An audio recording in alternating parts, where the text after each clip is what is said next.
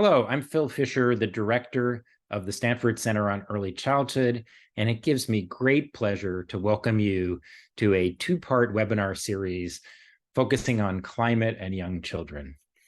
Our Center on Early Childhood launched last November, and as we close in on our first year as a center, we thought that there was no better topic to focus on than how climate is affecting the well-being and development of young children. This is an extremely important issue that many are focusing on and bringing attention to. We are just one voice amongst many. It's also an issue that's incredibly intersectional, addresses a variety of different overlapping areas that are really crucial from the perspective of research, from the perspective of advocacy and policy as well. Today's webinar focuses specifically on learning development and the role of community as it relates to climate and young children. And then a week from now, we'll be hosting our second webinar on a related topic of physical and mental health and the role of community as it relates to climate and early childhood. We're joined for both webinars by panels of esteemed experts with a diverse range of knowledge on these topics, who will be sharing their insights and also be available to take questions from those in attendance via the chat. So with no further ado, let me welcome you again, and I will pass the baton to this panel's moderator, and then we'll be off to the races. Thank you again.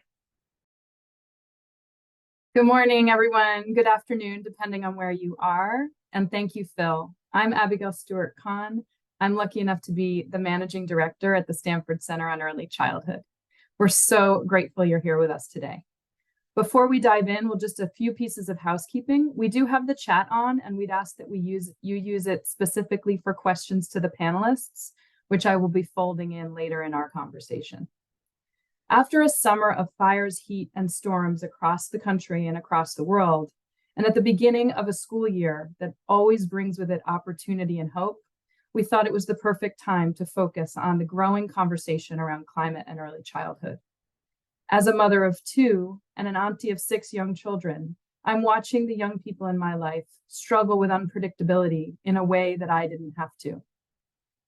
I hope that you'll engage with us at the Stanford Center on Early Childhood and the many others engaged in this conversation. If you want to learn more about our work, we've placed our website in the chat. From April through November of 2022, the Rapid National Household Survey, which is a project of the Stanford Center on Early Childhood, included questions designed to help us understand how extreme weather and other effects of climate change are impacting families with young children, as well as to what extent these families are engaging in sustainability practices and enjoyment of nature.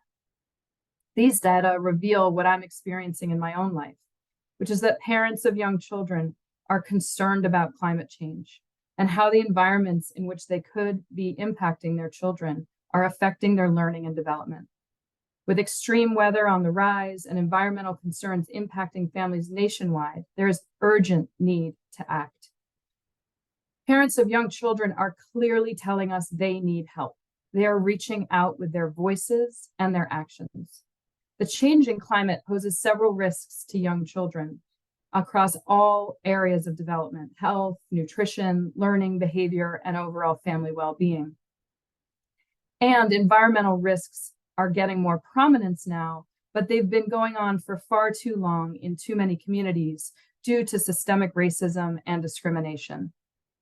At the same time, we know that early childhood programs and adults in young children's lives serve as critical protective factors, and that brings hope. It brings new importance to our work in early childhood. Before I introduce our panelists for today, I'm delighted to start this webinar series with a preeminent scholar in this field. Dr. Laura Shifter is a senior fellow at the Aspen Institute, and she directs Planet Ed, and she's been at the leading edge of education and climate. I had a chance to sit down with Laura earlier and to ask her about how she thinks about education, young children, and climate. Laura, we're just so delighted to have you with us to kick off this series on young children and climate. Thank you so much for your time. I wanted to start by asking you, what is Planet Ed and what brought you to this work originally? Yeah, so first, thank you so much for hosting this important conversation today and having me join. So just to share a little bit about what brought me to this work, my background has been in education and education policy. And probably about 5 years ago, I would have said climate change was an issue that I cared about, but I thought it was going to be up to somebody else to handle, and some problem that was maybe going to be an issue for my children's children's children. I believed it was a far off problem.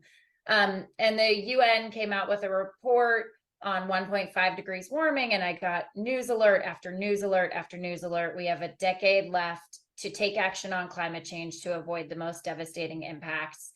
And I was sitting in my basement watching my 3 young children play, and I realized this was not some distant threat.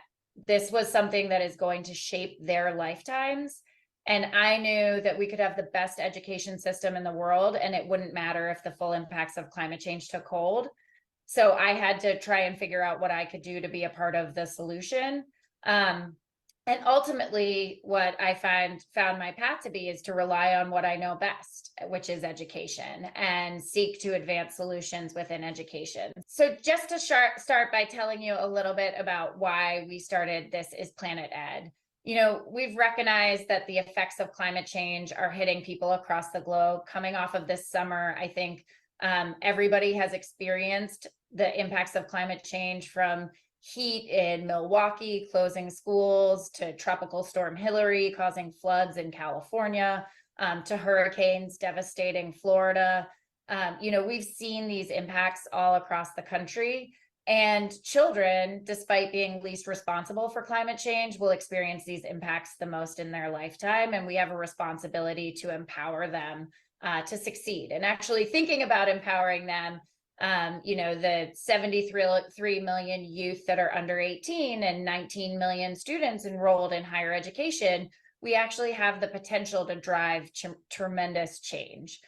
So what This is Planet Ed is really focused on is it's focused on empowering young people across that spectrum of their childhood, from early childhood, K through 12, and higher education, to really enable them to thrive in a changing climate. And if we do this, we will really build lasting change to a more sustainable and equitable society. Our initiative is co-chaired by former Education Secretary John King and former EPA Administrator Christine Todd Whitman. And we work across 4 different pillars. We work across early years, K through 12, higher education, and children's media. And our objective of this work is to create space for leaders in each of these areas to come together to learn more about these issues, create frameworks to help people understand how they can take action, and then really seek to push that action forward so we can embed solutions in the lived experience of children. We're excited. Later today, we'll be hearing from the co-chair of the Early Years Climate Action Task Force. Can you tell us a little bit more about that work before we hear from him? Yeah, so we've been really grateful to partner with Capita to launch the Early Years Climate Action Task Force. They've learned about the opportunity to engage the early years sector in action on climate change, and how actually doing that can help us ensure healthy development for children and build our resilience to climate impacts in the future. That task force will be coming out with their action plan in October that will outline that framework for how those of us within early years and those folks within climate change can think about advancing work at the intersection of those 2 issues. That's fantastic. We'll be sure to help promote when that comes out to those attending today. So taking a step back, what do you think have been the challenges in your work, and what's the most promising? So I think one of the challenges in the work is really the fact that still not a lot of people see this as their issue. Maybe they don't know what they can do. Maybe they take security in the myth that it is still a far off problem.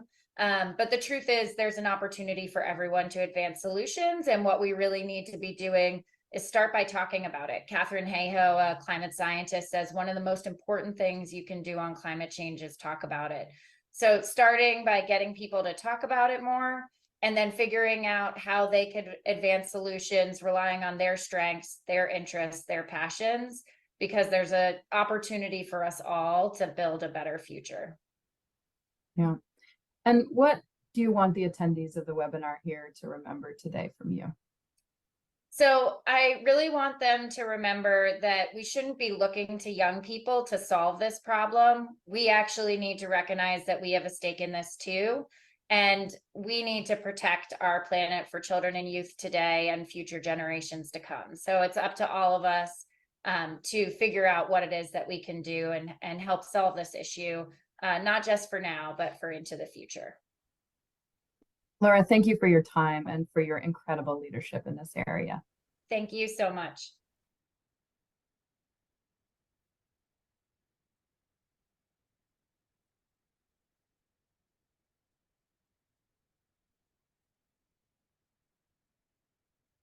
I was really struck by Laura's professional evolution, in addition to many of the things she said and the work of Planet Ed.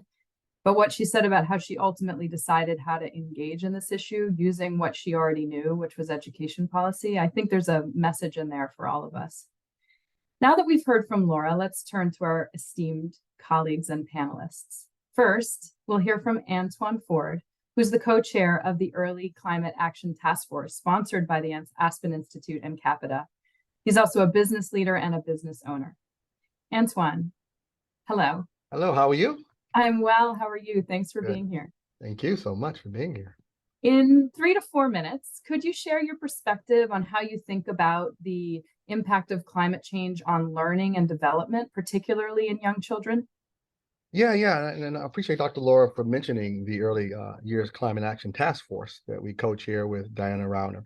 It's really important that we've learned so much in this action, in our action plan that we're going to be releasing next month, and we really want to make sure we share that with the community about what's been going on, because we've heard from leaders across the country, from childcare providers to pediatrics to parents, and individuals that are really inside and they're on the ground floor with what we're looking at. And some of the incredible things that we've learned through this collaborative environment is something we want to make sure we're sharing out and have actionable activities for everybody, regardless of what side of the aisle you're on, regardless of where you live in this particular country, because we're all in this together. And I really appreciate the point that she made.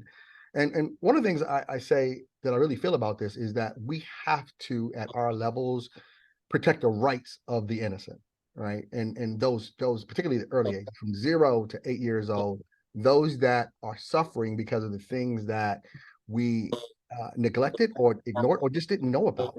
And so some of the things that we have to see is about those rights. So here's some of the things that I've thought about. You know, at the end of the day, we know that infants, particularly and young kids, are particularly impacted through climate issues of heat and smoke and things along those lines, and they're sensitive at a very early age.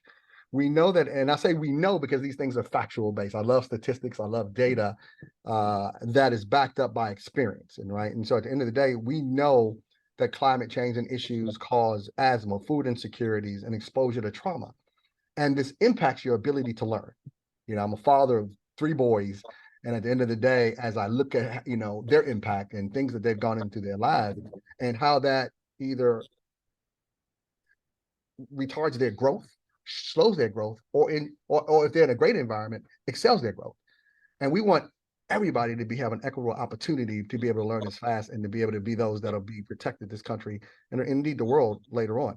We know in particularly that children from indigenous nations, communities of color, low income and rural and inner city communities are disproportionately impacted by climate change due to overlapping systems of inequality. And these things are factually based.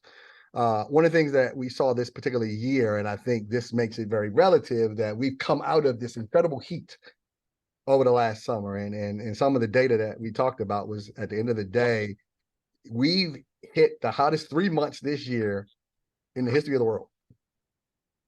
August has been the hottest month in the history of the world. And you know, those of us on the East Coast, all of a sudden we're looking on the West Coast at what happened where you are, and we're saying, are you kidding me? At the end of the day, they're experiencing storms that you only get in the Caribbean, earthquakes, things along these lines. And what about the kids that are impacted by that? And so we look at school systems that are being built that don't have the proper shade, don't have the proper infrastructure. We're seeing inner cities that don't have proper, shading and trees and things along those lines. And so all of a sudden you're during the heat or cold, you're stuck inside. You don't have the ability, and your social skills start to really go down. So your ability to learn effectively, and over time, those communities that are impacted, last point I'll make, that are impacted, all of a sudden the inequities show up when you're looking at college, when you go to high school, and all of a sudden you get into the job force, and we wonder why we have inequities in our particular country. And so one of the things that I think the last couple of months have done is it is given us a sense of relevancy, because we've all experienced what happened this year. And I think we have to make sure this is a clarion call from my perspective to ensure that we all, at whatever level, whether in government, business, educational institution, protect those that cannot be protected. And all of us have a responsibility as a country to be able to protect those young people. Yeah, thank you for that. And it's really striking how you talk about the impact is universal, and it is worse for some of us. And so how do we sort of hold both of those frames at the same time as we advance this conversation? Last point I'll make is, and we saw that it was particularly impacting mothers because of childcare initiatives. And we saw in Congress was extremely impacted by the fact that you had a lot of women and mothers had to leave the workforce to be able to take care of kids because of the impact of these particular issues that we have. And so it's a national issue, because now we don't have enough workforce. So now we're talking about impacting everyone in this country together. Yeah. Thank you for that. Next, we'll hear from two people from the early childhood field who are leading the work to create a new generation of learners who care for the earth. For our audience, as you continue to listen, now's a good time to start sharing any questions you have for the panel, and I'll fold those in when we get to the open discussion. Christy Merrick, who is the director of the National Start Alliance, and Sheila Williams-Ridge is the co-director of the Child Development Lab School at the University of Minnesota. I'll ask you both to share your thoughts on the following question. Christy, can you share about your work at the Natural Start Alliance, and also share what's been challenging and what's the most promising? Sure, thank you. And really, thank you so much for hosting this conversation. I think it's so important, and I know we see interest growing, but we really appreciate more and more opportunities to talk about this together and think about how we tackle this humongous problem. So a little bit of background on Natural Start. We are a project of the North American Association for Environmental Education. NAAW focuses on all kinds of environmental education for all kinds of learners, all settings. And at Natural Start, we focus that work in the early years. And Sheila is one of our leaders in the project. And we really believe, sort of as an organization, that to meaningfully address climate change over the long term, education has to be a part of our solution. And it's critical to start building environmental literacy in the early years, just like we start all other areas of child development in the early years, same with environmental literacy. And just to clarify, when we say environmental literacy in early childhood, we mean helping children develop the knowledge, skills, and dispositions that they need to really be active citizens, both in their early childhood years and as they grow up. And in early childhood, we really are working to move children away from the feelings of worry that often come with the impacts of climate, and try to kind of guide them toward this zone of problem solving. So, for example, if children are experiencing severe drought in their community, say, it's important to give them that space to talk about that, what's worrying them, how's it affecting them, and then move them toward this process of thinking together about solutions. So, they might start thinking about ways that they could conserve water in their school garden, for example. So it's a very child-driven approach. And the goal, again, is to really set children up for a lifetime of feeling really confident about themselves, about their community, and about the potential to work together and really find solutions. So, oh, and I should say that the research is really clear. NAAW has done research actually with a group at Stanford looking at the impacts of early childhood environmental education. And we find that it benefits all the domains of child development, not just the area of environmental literacy. So it's a very holistic kind of approach. And then to answer your question about sort of a bright spot, if we could share the graph that I sent over, I would highlight the growth of nature preschools in the United States. So these are schools that have really embraced the development of environmental literacy as kind of a key goal, along with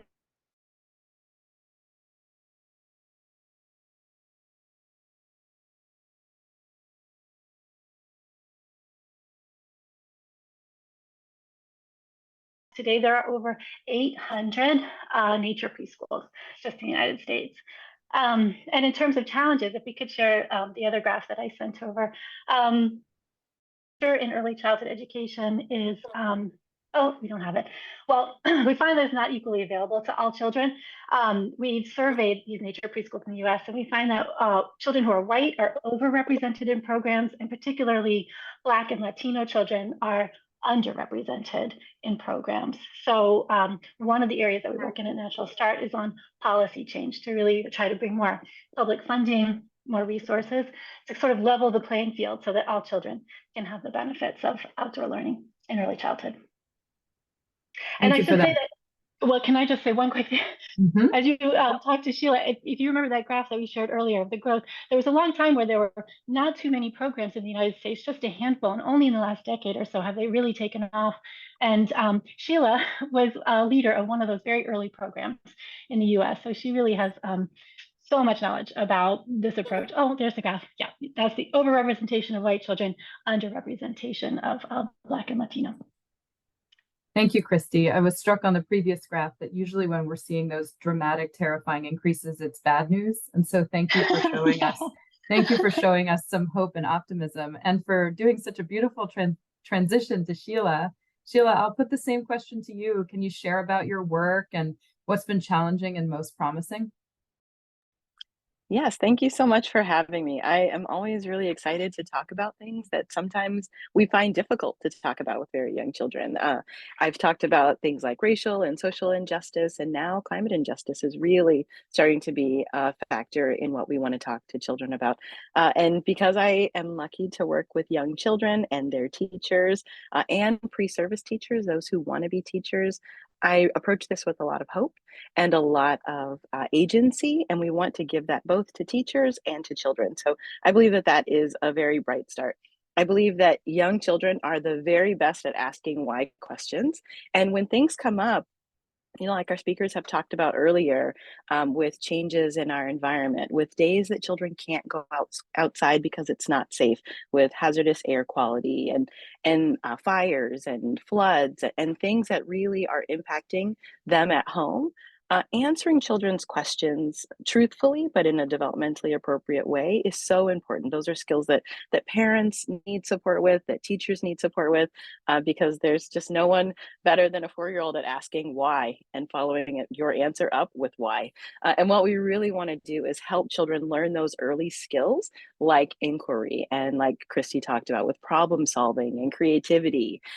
We want them to think of themselves as having the ability to do things, to solve problems. And so we do that in their relationships with other young children. We want to do that when we're talking about the climate. And one of the best ways I think that we can do that as adults and really take our responsibility seriously is to model those practices. So we have a resource conscious kind of lesson planning and resource planning that we use at our school. So we try to model those behaviors, like not buying single-use items or limiting those things, thinking about our waste, having things like bike racks and walkable friendly schools for parents and children. We think about all of the infrastructure that goes into that.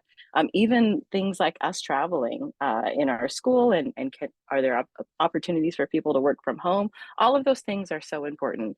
But at the core of it, I really think is fostering that love of both other human beings and how we take care of each other, but the planet as a whole, and really taking that responsibility seriously. So we give children, like Christy said, opportunities to do things like conserve water or to learn how to compost. We give them opportunities to form relationships with other beings on the planet, like trees, or nurturing plants in the garden that they're growing, or we have pets at our school. And that's a wonderful way for children to really learn about the earth as a whole, and also find their place in it as another part of nature. So I think that those are the things that I really focus on in climate, and not leaning away from, but really leaning into conversations that can be really difficult. So, we know that young children can spend up to 10 hours a day in childcare. And so making sure that those providers feel ready to have those conversations is really an important part of our work moving forward.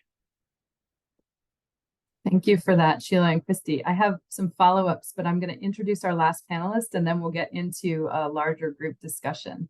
So Nat Kendall-Taylor is the director of the Framework Institute, and you and your team have focused on both early childhood and climate issues, specifically on how cultural mindsets shape our thinking and how we can use effective communication to move social change. You've been listening to these thoughts from our panel. What do you think about what they're sharing from a cultural mindset perspective, and what would you share generally about framing as we talk about young children, climate, and learning? Well, first of all, I think it's a great panel, and I'm really feel kind of fortunate to have been invited to be part of it. And so my kind of reaction as I listen to all of this is like, wow, this connection between kids and climate makes so much sense.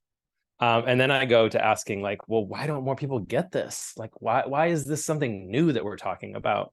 And I actually think that that's one way of looking at it, but actually I think that's kind of the wrong question.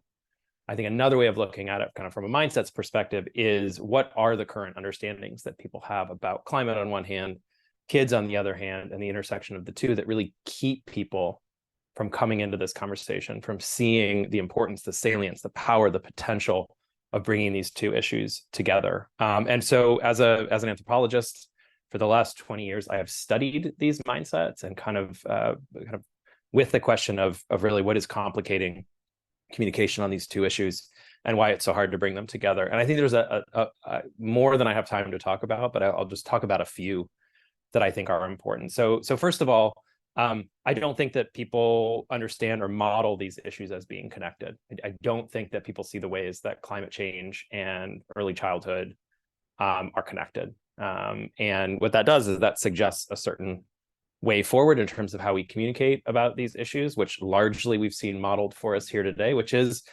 we need to explain them. We need to connect them. We need to provide people with engaging, consistent, persistent ways of thinking about the ways in which environments affect kids and the ways in which climate is affecting those environments, and kind of crafting really persuasive ways of making people smarter.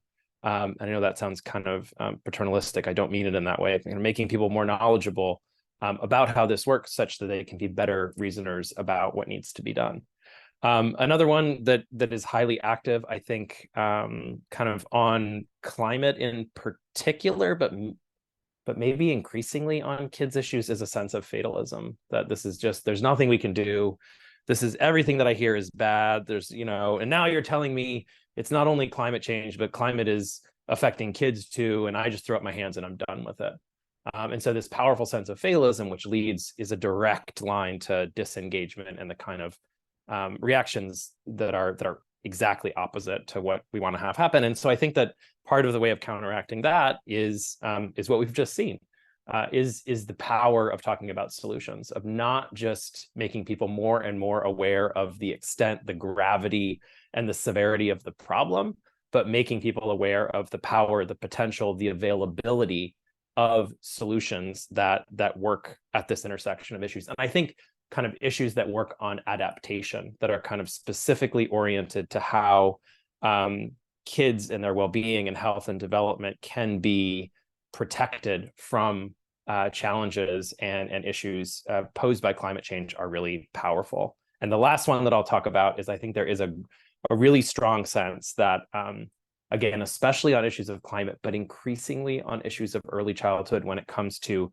families and parents and parenting in particular, when we wade into these issues, people immediately, and I think somewhat incorrectly, see them as heavily polarized and politicized. So there's this sense of, oh, I can't talk about that because this is yet another one of these kind of culture war issues. And I think there's lots of good data to suggest that that people are a lot closer on these issues, even across space that we're told is expansive, than we are led to believe. That's very hopeful, Matt. I'm curious what you think about what Christy and Sheila were talking about. It seems like a parallel of what they're doing of helping children move, I think we said, from the place of worry to problem solving, is similar to what you're suggesting we do with grown-ups in terms of moving through fatalism. Do you have any thoughts on that? Yeah, so there's this term that's kind of going around. It's, so I want to make sure I'm not taking credit for it, which is called, people are talking about kind of stubborn optimism, which I think is one way of talking about what I talk about is kind of the balance between painting clearly and transparently, painting a picture that communicates the urgency of a situation, but pairing that with a sense of efficacy and there being solutions. And so we know really well from social science, like we don't need any more data, we don't need another study on this, that when you present people with when you begin, middle, and end communications with crisis, the result is emergency overload, kind of crisis fatigue, and that definitely doesn't work. But the opposite also is neither true nor effective. So kind of going in and talking about how solutions are everywhere, and we've basically got this covered, also, like I said, ain't true, but also it doesn't provide the kind of grip and traction that we need. So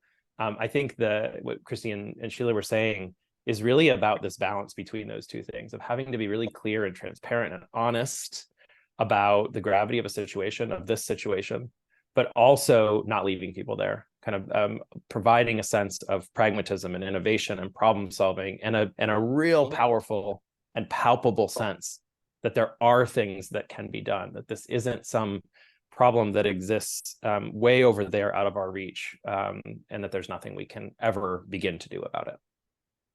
Thank you for that. I'll invite the rest of the panelists to rejoin the conversation. I'm going to start with a question from the chat from one of our listeners. I'm a teacher and a mom. How would you guide a teacher or a caregiver of young children to learn about climate change, and what should those family conversations look like? I'm going to pick on Sheila to start, but I would love for anyone to jump in.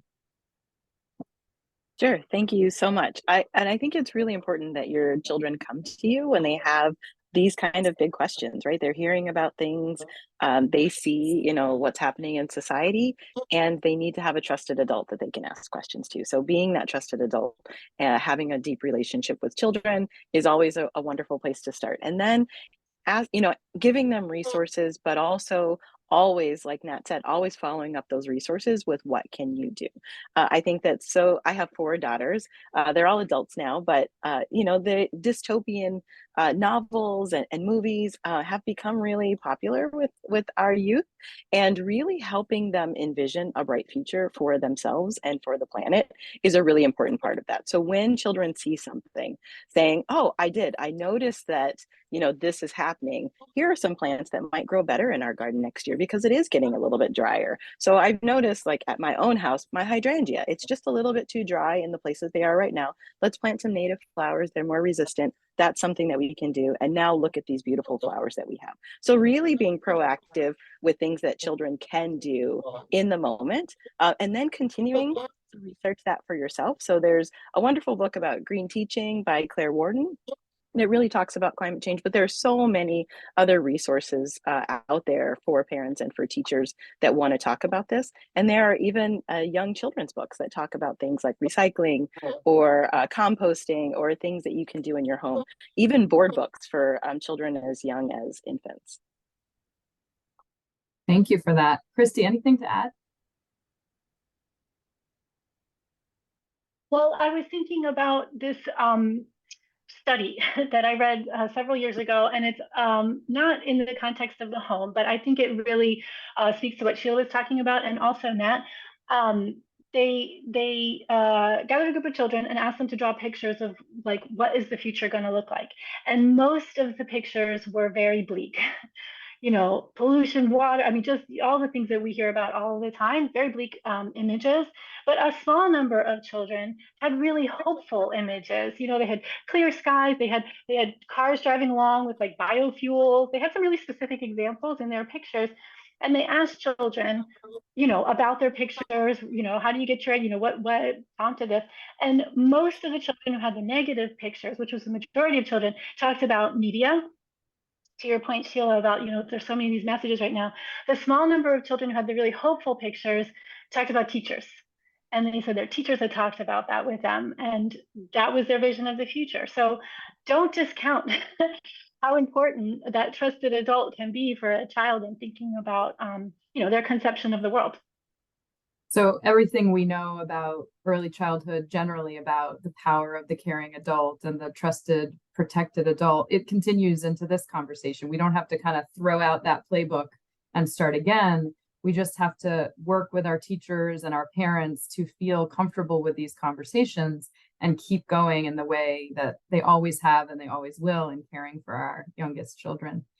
Antwanye, I'm going to pivot us a little bit and ask you about if you could advocate for one policy change that would most benefit families with young children, what would that be? And sorry to make you pick one. If there's two, I'll allow it. Good. I'm going to try 1.5 here. Okay. Nat would be happy about that one. So one of the things I saw, and it's going to be a little unusual, and I'm going to take it from the business perspective. From a business perspective, business is always going to be moved towards being incentivized to do the right thing. But any incentives in business can be made positive. So one of the policies I thought about was risk management.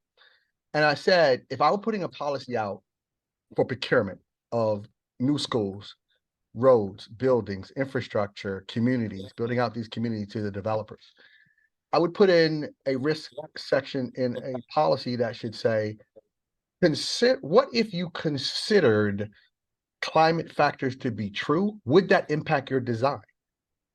And if it would impact your design, we'll incentivize you to take those things into consideration.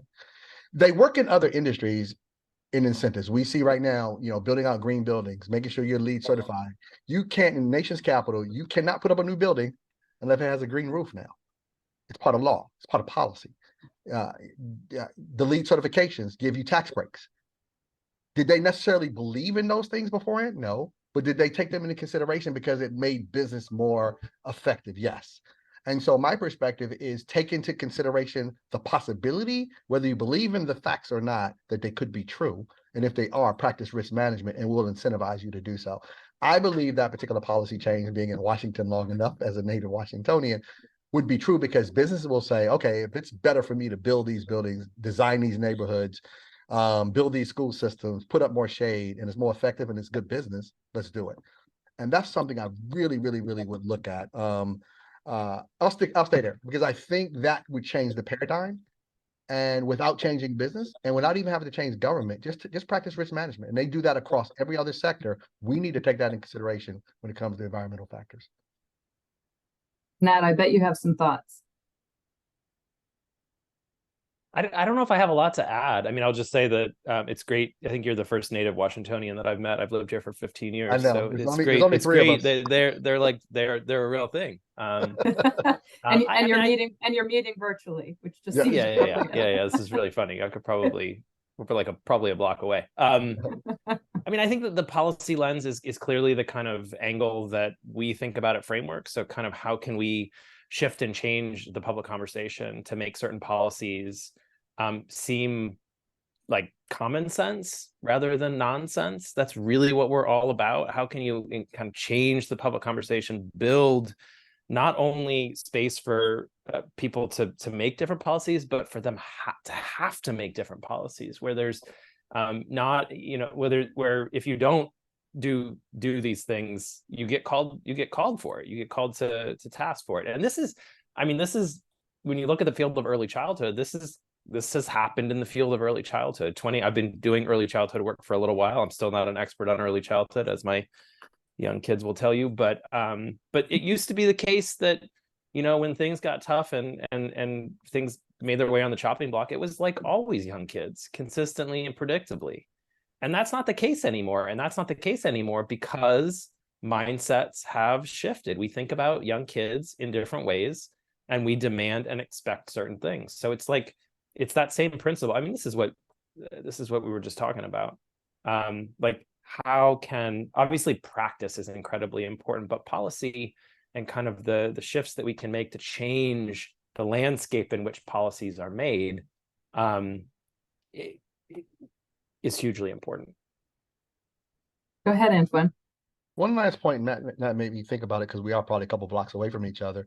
If your zip code determines climate factors, and you can literally look at the data and say, there are no factors over here because these school systems are better, more effective, they've done a good job, and these school systems over here are not. Again, more policy data to be able to evaluate it, because we know if people don't want to look at it through an equity lens, look at it through the same data from a zip code perspective. If you don't want to look at racial issues or inner city issues versus rural, you'll get the same data by zip code. Moving back to the world of education, we have a question. I'm an early childhood science educator, and we're planning for a new space for families with young children. And this person would love to work together and plan environmental literacy programs. And we'll connect you, attendee, to Christy and Sheila, certainly. But bigger picture for other people in the audience kind of thinking about that. How would you, Christy, prepare yourself for that kind of work? Where would you reach out to? How would you get started? With the Natural Start Alliance. We do have quite a few resources for folks. And I do think actually it is a great place to start because Alliance isn't our name, so we are here to sort of collect and lift up all of the efforts that are going on around the country. So we do a lot of work to highlight what others are doing. We have a conference every year that focuses on nature-based early childhood education. That's another really great opportunity for people to learn. So I do think that that's a great starting point. And Sheila probably wouldn't toot her own horn, but Sheila has written a really terrific book that I think is a great sort of entry point for folks. And there are a lot of resources out there, and we try to share them all through Natural Start. I'm sure Sheila has more thoughts. Go ahead, Sheila. I would just add, thank you so much. I would just add to really connect with the families in your community and see what are their needs around early childhood and what are their hopes and goals for their children.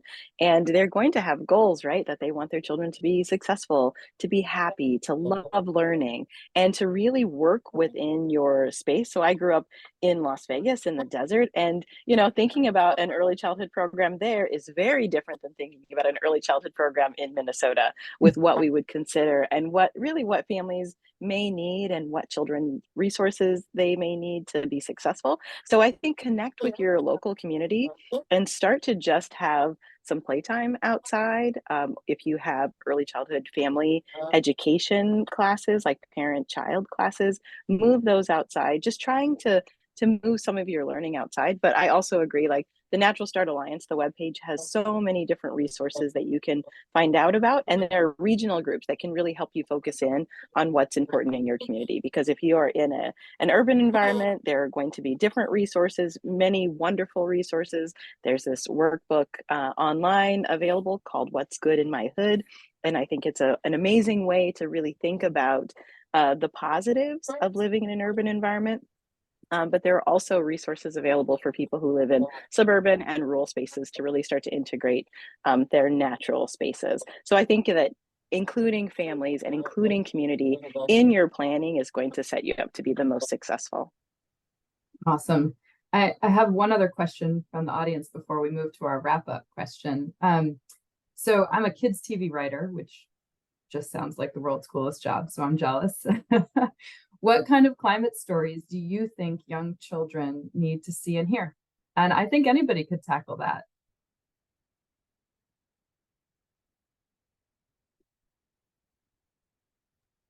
I can't stand silence, so I'll go first and then start us off. First of all, I love this question. I also agree, Abigail. That sounds like a sweet job. Great job. So I mean, I don't know this for sure because my kids aren't that young anymore, but I would suspect that there aren't a lot of storylines in kids shows about climate and how it affects kids. And so I think that there's something to be said for having kind of more of those stories. But I also think that if we have more of the wrong kinds of those stories, it can end up doing kind of more harm than good. So the characteristics that I would want to see are, first, there's things that I've kind of already said, but so stories that are efficacious, stories not just about things happening to kids, but where kids are active agents in addressing problems and coming up with solutions and engaging with community to make things happen. Kind of the first part without the second part, I think, is hugely problematic and detrimental. I would want to see stories that make those two connections that I've talked about really clear. The way that environments kids interact with environments, and environments affect kids, and the way that climate is really affecting those environments, whether that's stories about flooding or heat or whatever the kind of condition is. And then just to put a point of emphasis on this, and the stories can't stop with, bad thing happens to kid, right? It has to continue to show that there are things that can be done. This is a dynamic situation and not, a never ending, dire and on fire crisis about which nothing can be done. Yeah, I like that from a perspective of you mentioning about the flowers, right? So let's say you had a story each week about, there's a flower, there's an animal, there's a frog, there's a cricket, somebody in heat, and the kid is coming up with the solutions, and they're going through the thought process of saving this. And then there's a story like, wow, what would happen if I were in that? And they would talk through it. So you're learning, they may build something, they may build shade over the flower, and they see something, they may add water where there wasn't water because of other things. So they're learning through a solution of kids solving problems and then asking a question. And then next week, there's another development of that. But I just like something that allows you to learn through a process and kids being a part of the solution. So they see themselves in the future. I should be looking for solutions to the problems that I see. Moving through that And- fatalism. Go ahead, Mhm. Sheila. I was just going to add that there is a show on PBS, Cyber Chase, that does this in small segments, right? They pull out one individual kind of solar or energy or water conservation. And I think that that's really wonderful. And also, stringing it along with math learning or science learning or engineering, like really helping children become problem solvers and see things happen. I think, date myself a little bit, but I remember Captain Planet, like that was a really wonderful show back in the day. I think that those things are there, but there isn't enough.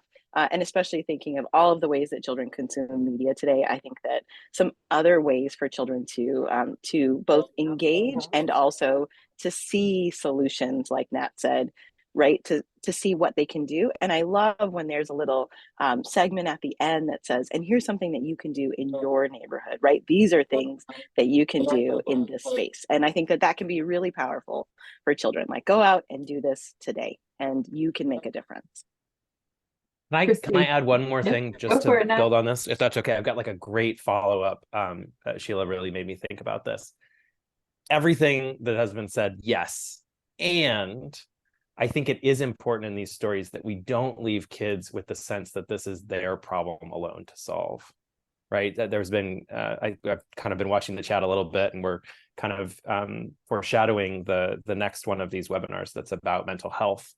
And I think that there is something just that this is a complex issue, requires complex stories, and kids can engage in complex stories. And so I think it needs to be clear that while there is efficacy in problem solving, and that's really engaging and important, we need to be framing these stories in a way that a child does not walk away thinking that they have to solve climate change, which I think is a bit of a trick in how we tell stories. Not a trick, but is tricky in how we tell stories. And a very important connection to what Dr. Shifter said at the beginning, that while we can be really excited about the activism and energy that comes from the younger generation, we have to be clear with ourselves as adults that this is not for the next generation to solve. This is for us to solve.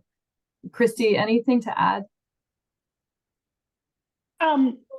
Yeah, agree, of course, with everything, 100%. And I was just thinking about real stories, of real children. I think is really powerful. We find that in climate education, stories that are personally relevant are much more likely to be successful. And in thinking about real children, I would also just encourage an attention to representation of all children, because like I said, some of our data indicates that we don't have representation of everyone now. So I think that's an important piece to think about. Great. So we have other questions in the chat that I'm sorry we won't get to, but we will share those with our amazing panelists. And Nat is right that our next webinar is focused on mental health and physical health, and I'll talk about that as we wrap up. Before we sort of sign off for the day, I wanted to put one final question to our panelists to each take. We can start with you, Antwanye. What gives you hope, even when hope is hard to find? I heard this recently, and we are at the precipice of, they mentioned, a once in a lifetime opportunity when it comes to rebuilding our entire infrastructure. With the Inflation Reduction Act, the broadband bill, the infrastructure bill, there will never be more money spent for infrastructure in the history of this society. What an opportunity now to be able to rebuild, since you're rebuilding the infrastructure, to take consideration all the things we're going to impact. Because we're going to our bridges, all of our tunnels, buildings, plane stations, trains, everything, school systems. So money's not an issue.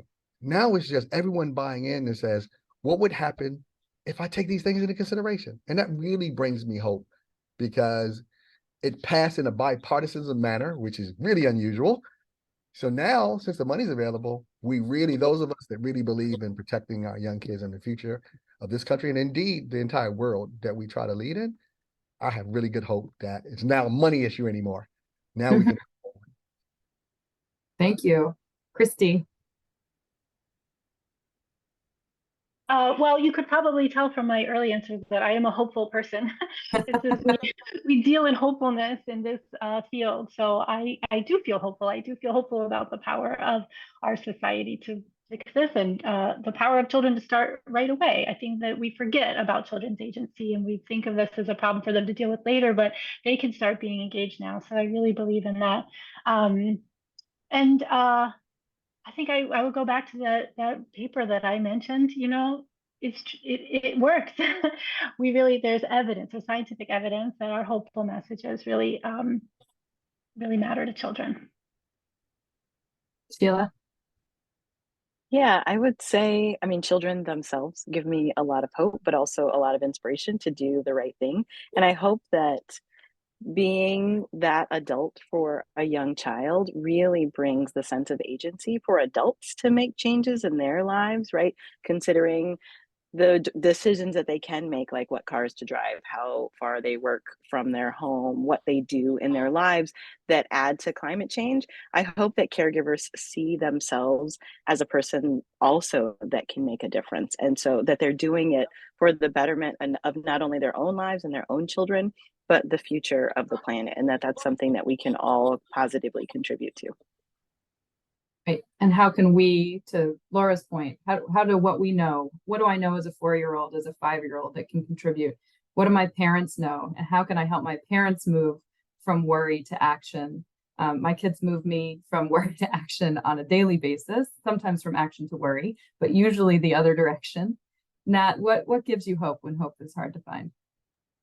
Well, first of all, this is the most hopeful panel I've been on in a long time. So thank you all very much.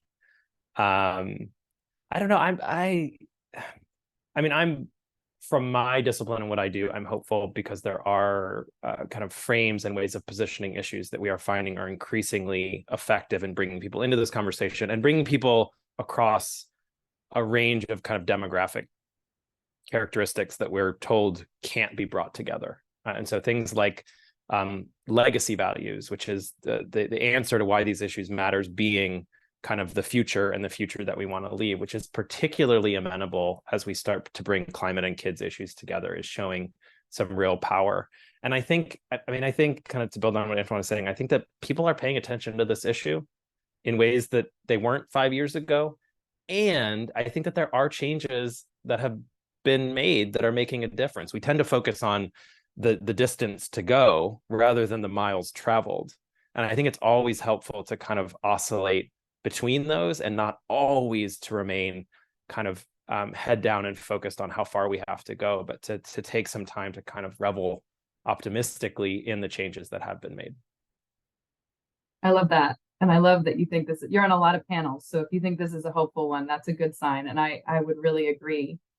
I want to thank each of you, our remarkable panelists, both for your work, especially for your work in this field and in this intersection, and also for your sharing your experiences with us today. I want to have a special thank you to the team at the Stanford Center on Early Childhood that brought this webinar to life. It was a big lift, and you all are remarkable.